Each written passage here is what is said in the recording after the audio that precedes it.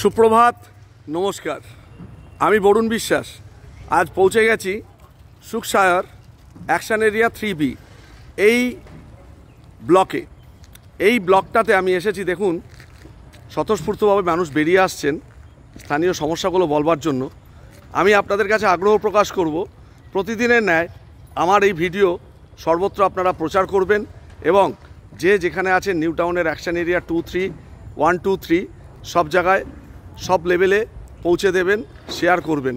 এই আশা নিয়ে আজকে আমাদের এই ভিডিও শুরু করছি। দেখাবো এই অ্যাকশন এরিয়া 2Bতে কী সমস্যা আছে। শুরুতেই দেখাই, এই সমস্যাটা আমি এর আগে একবার দেখিয়েছিলাম ভিডিও করে। দেখুন, এই একটা ছোট বাইলেন যেটা হাউজিংয়ের ভেতরে ঢুকছে। দেখুন, এখনও সেই জল জমে রয়েছে। আমার সেই দিনের ভিডিও মনে হয় এনকেডি এর অফিসারদের কাছে পৌঁছেছে, অবশ্যই পৌঁছেছে, কিন্তু তারা দেখেও এখনও চুপচাপ রয়েছেন। মানুষের সুবিধা দেওয়ার জন্য বা বর্ষাকালে রাস্তা ঠিক করার কোনো পরিকল্পনা করেছে কিনা আমার জানা নেই। আমি চাইবো এনকেডি এর কর্তৃপক্ষ সেটা যদি পাবলিককে জানায়, উপকৃত হবে এই 2B ব্লকের 3B ব্লকের অ্যাকশন এরিয়া 3B ব্লকের মানুষরা। ব্লকের রাস্তার মুখটা ঢোকার একদম জায়গাটা দেখুন কীরকম পুকুরের মতো হয়ে রয়েছে। আমি এক এক করে আপনাদেরকে এই অঞ্চলের অসুবিধাগুলো আজকে তুলে ধরব। আপনারা দেখতে থাকুন এবং এই ভিডিও শেয়ার করবেন, এই অনুরোধ রইল। আমি আপনাদের দেখাচ্ছি অ্যাকশন এরিয়া 3Bর রাস্তার ওপর কীভাবে কনস্ট্রাকশন মেটেরিয়াল রেখে দেওয়া হয়েছে এবং দূরে আপনারা দেখুন, আমি একটু জুম করে দেখাচ্ছি, ট্রলার দাঁড়িয়ে আছে। এই দেখুন, বড় বড় এই মালবাহী এই যে ট্রাকগুলো দাঁড়িয়ে আছে, দেখুন ঠিক তার পাশে কিভাবে রাস্তা ব্লক করে কনস্ট্রাকশন মেটেরিয়াল রেখে দেওয়া হয়েছে। স্থানীয় মানুষদের দিনের পর দিন অভিযোগ জানানো সত্ত্বেও আজ অবধি কোনো তার সুরাহা হয়নি। আমি জানতে চাইব কোনো স্থানীয় মানুষের কাছে যারা এখানে আছেন, আজকে আমাদের আগ্রহ ভরে তারা এসছেন, তাদের ইস্যুগুলো একটু বলবেন বলে আমি আপনাদের শোনাবো এবং তাদের কথা আপনাদের কাছে পৌঁছে দেব। দেখতে থাকুন।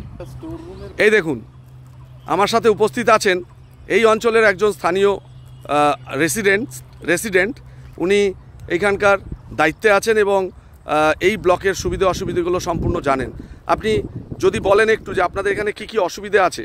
আমি তো অনেক সমস্যা দেখতে পাচ্ছি, কিন্তু আপনি তো অনেক দিন ধরে এখানে আছেন, আপনি যদি বলেন।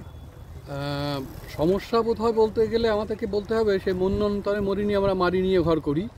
মানে আমরা একটা স্মার্ট সিটিতে বাস করি, এটা বোধহয় মানে বলতেও লজ্জা করছে। আপনারা মানে উনি যিনি দেখাচ্ছেন এই যে রাস্তাটা একটা মেইন রোড, এটা মোটামুটি এই সিন্ডিকেটের ব্যবসা জায়গা হয়ে গেছে। তো তারপরে এখানে এই যে বড় বড় গাড়িগুলো রয়েছে, এটা পার্মানেন্ট পার্কিং এরিয়া হয়ে গেছে।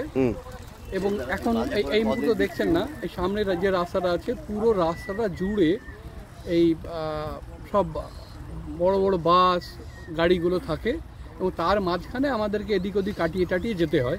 মানে এটা ব্যাপারটা এরকম, এটা একটা পার্কিং এরিয়া, আমরা এখানে বসবাস করছি, এইটুকু আর কি। এই পার্কিংগুলো কি সবই ইল্লিগাল পার্কিং? Illegal parking. এখানে পুলিশ কি দেখভাল করতে আসে? Traffic police? হ্যাঁ আসে। মানে কি আমরা পুলিশকে জানিয়েছি, হ্যাঁ একাধিকবার চিঠি। তারা কোনো কি এটার সুরাহা করেছেন? চিঠি এখনো পর্যন্ত হয়নি। তো মানে এটা তারপরে তো মানে যে অসুবিধার কথা যেটা বলছেন, যে দেখলেই বুঝতে পারবেন যে এটা একটা স্মার্ট সিটি এর কি অবস্থা এখানে। মানে আপনারা কি কোনোদিন কল্পনা করতে পেরেছিলেন যে একটা স্মার্ট সিটি এরকম জঙ্গলরাজ চলবে বা জঙ্গলে পরিণত হবে, যেখানে মানুষের বসবাস যোগ্য হওয়ার থেকে বিষধর সাপ, বিষধর পোকামাকড়ের বসবাসযোগ্য বেশি হবে? এটা কি কোনোদিন স্বপ্নে ভেবেছিলেন এখানে আসার আগে? কোনোদিনও ভাবিনি এবং ভাবা সম্ভব নয়। আর এইটা যারা এটা হয়তো দায়িত্বে আছেন তারা একটু ভাবুন যে এই জায়গাটাতে এই লোকগুলো বাস করছে এবং সেখানে যদি সব সময় এই একেবারে বিষধর সাপ তাদের নিয়ে আমাদের বসবাস, মানে কি লজ্জাজনক। মানে মানুষ এখানকার আবাসিক এবং বিষধর সাপ বা পোকামাকড়ের সহ বসবাস বলতে পারে। এবং এটা খুব ভালো করে জানেন যারা আধিকারিক আছেন নিশ্চয়ই, যে এইখানে যে মূলত দুটো সাপ, সেটা হচ্ছে কালাজ মানে কেউটে এবং চন্দ্রবোড়া। দুটোই ভয়ঙ্কর বিষধর সাপ এবং কামড়ালে মৃত্যু ছাড়া আর কোনো সেকেন্ড অপশন নেই। সেইটাকে নিয়ে আমরা বসবাস করছি। তো মারাত্মক কথা বলছেন আপনি। পায়ের প্রতি চলে গেল, এই বাড়িতে ঢুকলো, এটা মানে একটা আমাদের নিত্য দিনের আমাদের। আপনি এই জায়গাটা নিউ টাউন কলকাতা ডেভেলপমেন্ট অথরিটির আন্ডারে, তাদের উচ্চ আধিকারিকদের কোনো বার্তা দেবেন এটা নিয়ে?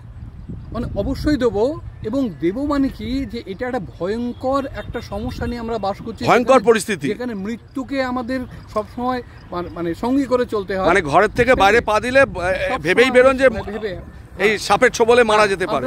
হাঁটতে বেরোলে এই পায়ের উপর দিয়ে চলে গেল, বাবা সাংঘাতিক ব্যাপার। এবার যে পার্কগুলো আছে সেটা তো কোনো প্রশ্নই ওঠে না সেখানে যাওয়ার, কারণ সেখানে ওই ওদেরই থাকার জন্য বোধহয় ব্যবস্থা করা হচ্ছে, সেখানে মানুষ যায় না। আমরা এখানে বসবাস করব, আমরা মানছি এটা